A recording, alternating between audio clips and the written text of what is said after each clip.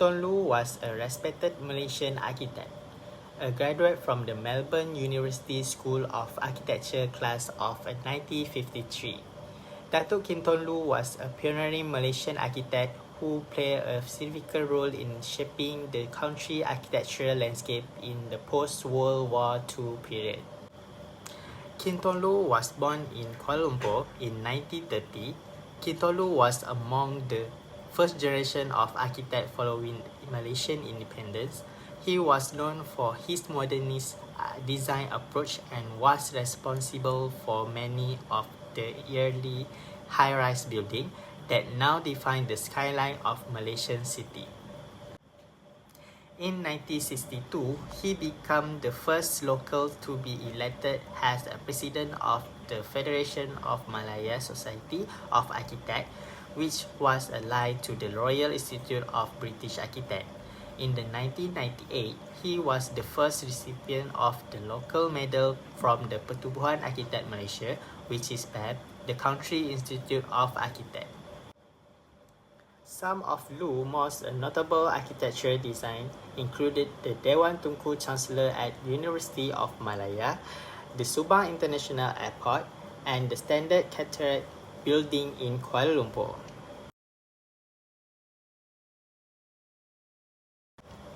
Next, we look his philosophy. His philosophy in architecture was influenced by the modernist style, which emphasized simplicity, functionality, and the use of innovative materials and construction techniques. His architectural philosophy focused on creating buildings that were not only aesthetical pleasing, but also practical and enduring. He believed in the importance of the integrating architectural design with the surrounding environment, cultural context, and the needs of the users. Next, we look at the architectural principle. The first principle is a blending modernist with environmental sensitivity. KINGTON architecture principles blended a modernist design with a sensitivity to the natural environment. He utilized the modern material like steel, glass, and concrete, while also considering the surrounding landscape and climate. Second, prioritizing the needs of the end users. He emphasized the importance of designing space that prioritize the comfort and needs of the people who would ultimately occupy the buildings, whether they were government entity or a private developer. The last one is functionality and adaptability.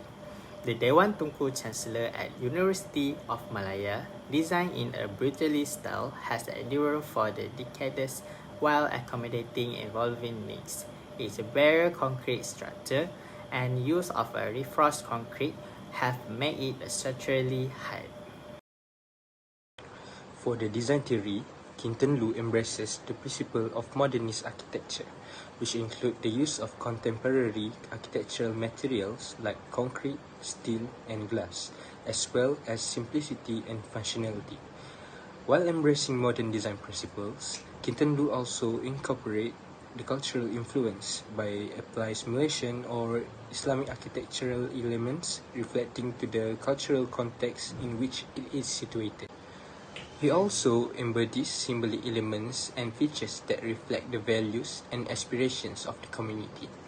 It likely embodies a blend of modern architectural principles, cultural influence, and symbolic significance that contribute to its architectural identity.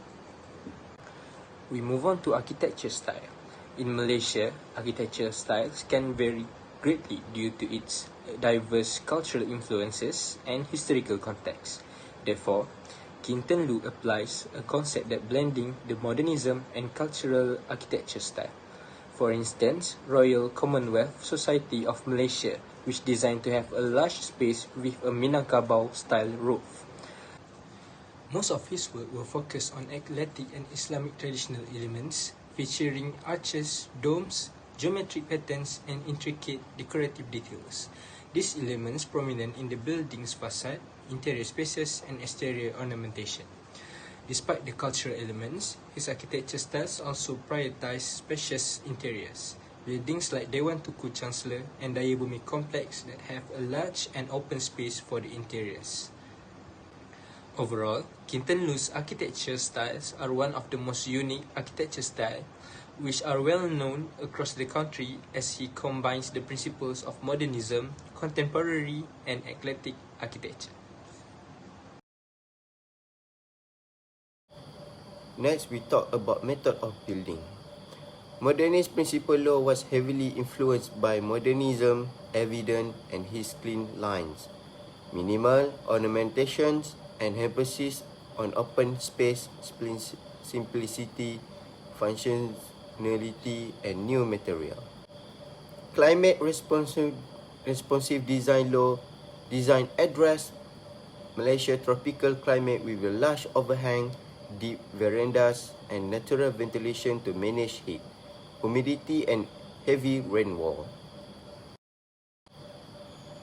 The integration with the nature laws design harmonious and natural, using the landscaping and seamlessly blend indoor and outdoor space, enhancing both aesthetic and functionality. Use of local material law use of both modern material like concrete and steel and local material like timber and brick, grounding his building in their context, supporting the local economy and reducing environment impact. Functionalism laws modernist building priorities function with flexible partial space designed to meet user need efficiently, ensuring both aesthetic appeal and usability. Attention to the detail law meticulous attention to detail ensure every design element contributed to the overall harmony and functionality of his building.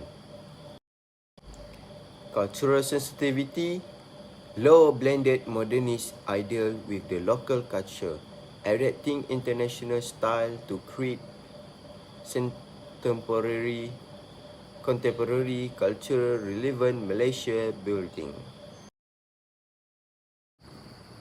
So this is architectural era and context. The first one is post-World War II modernist 1940 century to 1960 century. Next, post-independent nation building 1950 century and 1970 century. And last one is late modernism and early postmodernism 1970 century to 1980 century.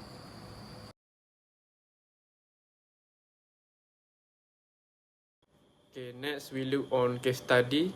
Our case study is Dewan Tunku Chancellor and Daya Bumi Complex. Okay, first for Dewan Tunku Chancellor, the building construction period is 1956 to 1966. Building function, venue for convocation, concert, semester exam, theatre performance, seminars and conference. The address of the building is Dewan Tunku Chancellor, University of Malaya, Kuala Lumpur, Selangor. The capacity of the building is 6,000 people. Tunku Chancellor House is the convocation hall belong to University Malaya UM. University Malaya is the oldest university in Malaysia. It is located at the southwest of Kuala Lumpur and was established in 1962.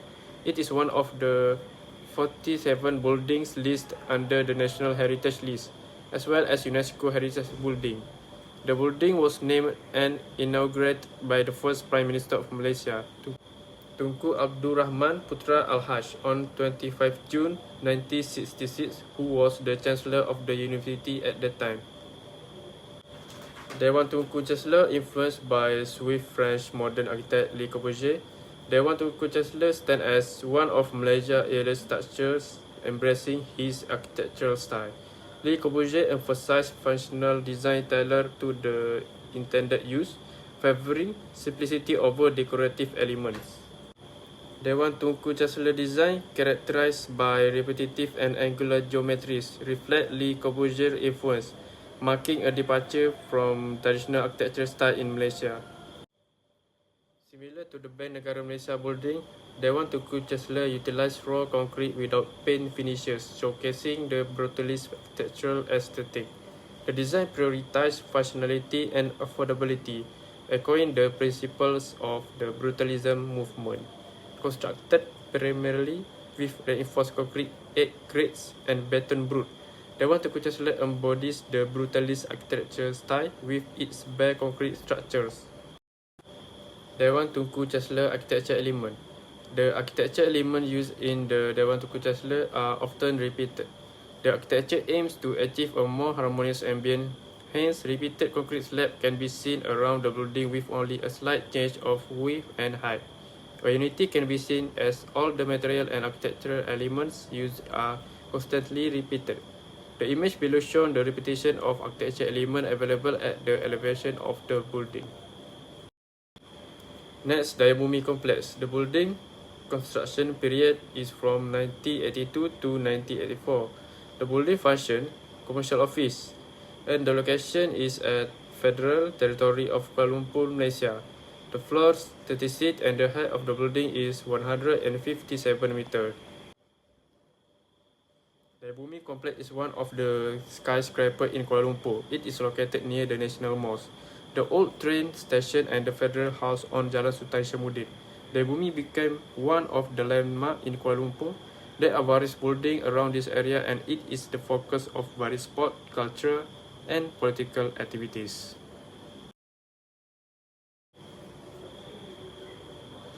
While embracing Islamic influence, the building also reflects modernist design principles.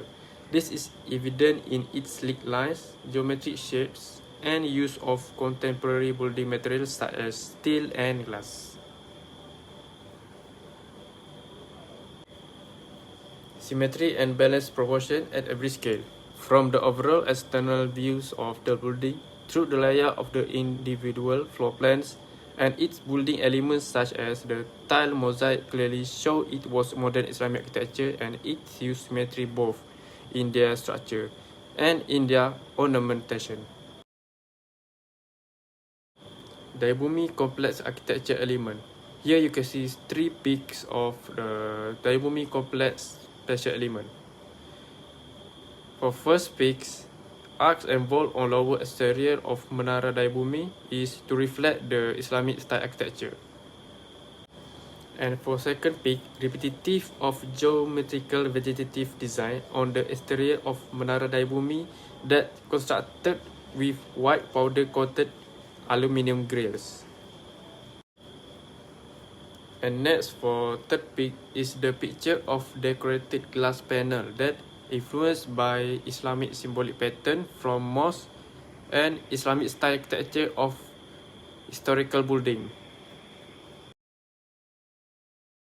Next part we will go through on the KINGTON contribution and influence. Okay, so we'll go through on the KINGTON building first.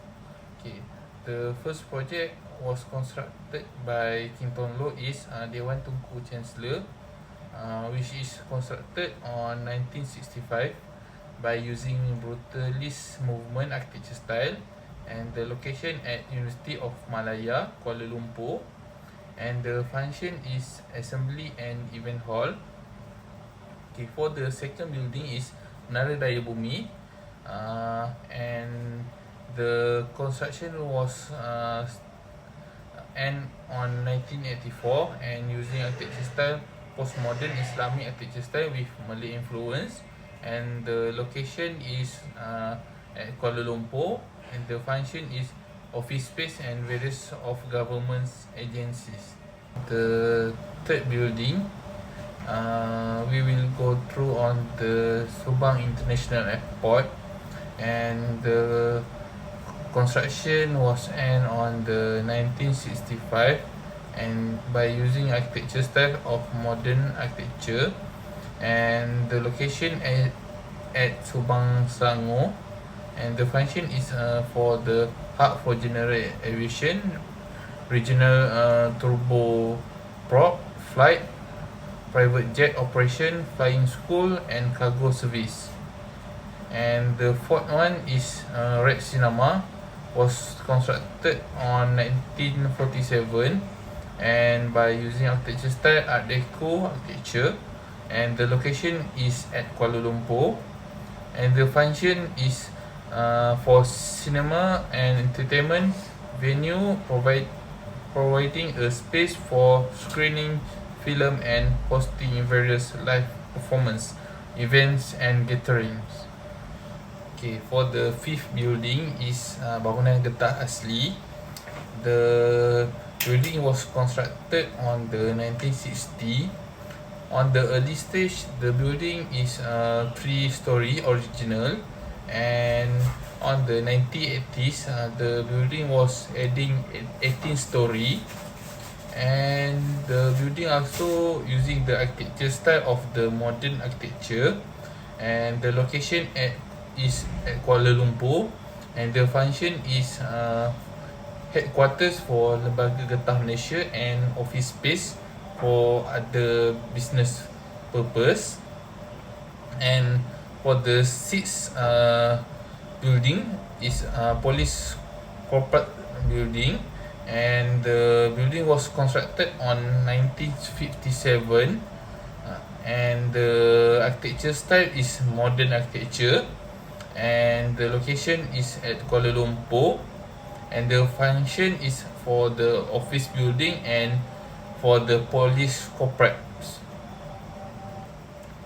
Okay, for the second part is how did KINGTON LOO contribute in modern architecture. First of all, he is a pioneering modernist architecture in Malaysia. KINGTON LOO was one of the first architecture to bring the modernist architectural principle to Malaysia. His work is characterized by the use of simple, clean lines, function, forms, and emphasis on the materials such as concrete, glass, and steel. This was a significant shift from the traditional colonial and vernacular architecture style that were prevalent before his time. For the contextual modernism, KINGTON LOO adapted modernist principle to the Malaysian context by addressing local climate, culture, and traditional in his design.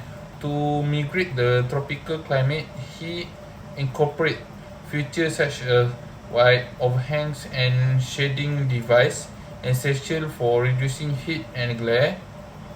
Additionally, KINGTON LOO often blended traditional Malaysian architecture, motif, and material with modernist forms, creating a unique architectural language that respected local heritage while embracing contemporary design.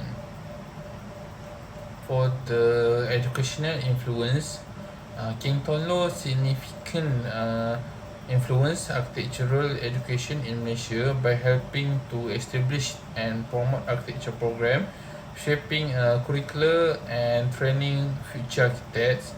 His mentorship through his firm and educational activists propagate modernist principle and ethical practice in the professions. For the professional leadership, KINGTON LOO also play a vital role in professionalism organization like the Malaysian Institute of Architecture, which is PAM, where he worked to uphold high standard in architectural practice and ethics, promoting design excellence, professional integrity, and sustainable developments. So for the prominent projects was constructed by KINGTON LOO is Merdeka Stadium in 1957 and the Tunku Abdul Rahman Memorial on the 1970s. Although the primary credits to other KINGTON LOO played a significant role in their designs. The Merdeka Stadium stands as an iconic symbol of Malaysians' independence, showcasing modernist design principle with its clear structure and functional form. Similarly, the Tunku Abdul Rahman Memorial demonstrates his skill in blending modern architecture with local cultural elements, resulting in the contemporary and contextual relevant space. On the lasting legacies, King Tonglo building was stand on enduring landmark in Malaysia, offering practical example and educational inspiration for today's architect. And his approach of merging modernist style with local influence continues to guide architect striving to design structure that are both contemporary and cultural significance. Okay, for the third part is the recognition. For the first one is inspiration in 1962. King Tolo became the first local architect to be elected president of the Federation of Malayan Society of Architects (FMSA), which was allied to the Royal Institute of British Architects (RIBA). This helped establish him as a leading figure in the architectural profession in Malaysia. So, King Tolo also have a specific medal, which is King Tolo was recognized for his contribution, become the first recipient of the gold medal from the PAM in 1998. This award, named after him, continues to honor outstanding Malaysian architect. In conclusion, Kintolu architecture movement had a profound impact on the development of modern architecture in Malaysia. His innovative design with blended international style with a local influence left a lasting legacy that continued to shape the country's architecture landscape. From the iconic Dewan Tunku Chancellor building to the experimental theatre at the University of Malaya, LOO's work continued to inspire and influence architects today. As we reflect on his contribution, we are reminded of the importance of embracing modernity while respecting local cultural heritage. LOO's legacy serves as a testament to the power of architecture to shape our building environment and our collective identity.